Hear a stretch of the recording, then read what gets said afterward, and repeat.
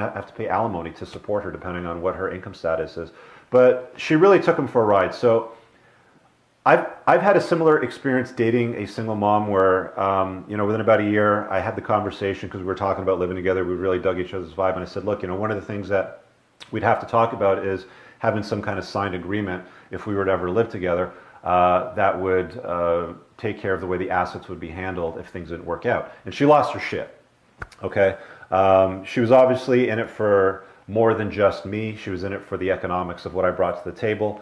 And we obviously never lived together because what ended up happening was any conversations after that came about cohabitating and blending our children and our families would have never happened because I already laid it on the line. And I basically said, look, if this is something that you're thinking about in the future, you have to understand you're going to have to sign a piece of paper that protects my assets, because I want my assets going to my kid.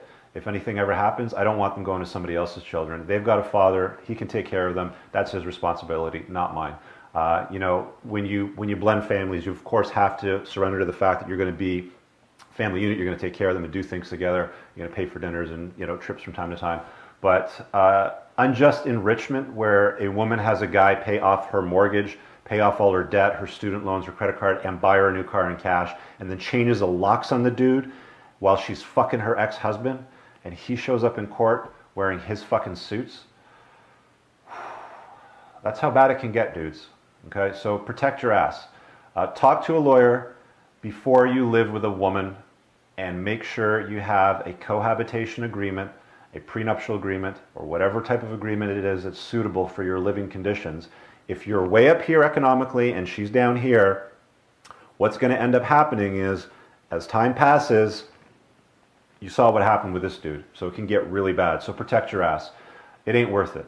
It really ain't worth it. I know a lot of guys are going MGTOW nowadays, and there's a lot of reason behind it.